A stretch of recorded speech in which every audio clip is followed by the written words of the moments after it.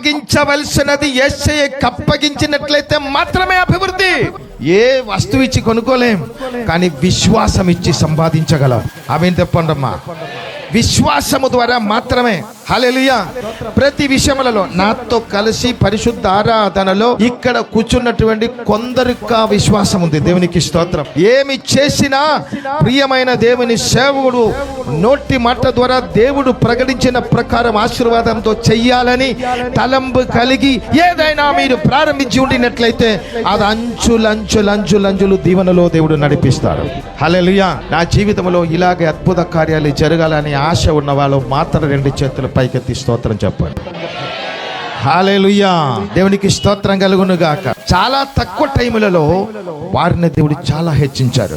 దానికి కేవలం కారణం ఒకటే, జీవము గల దేవుని పరిశుద్ధ సన్నిధిలో దేవుని అభిషిక్తుడు మీద ఉన్న నమ్మకం, క్రీస్తులో. దేవునికి స్తోత్రం.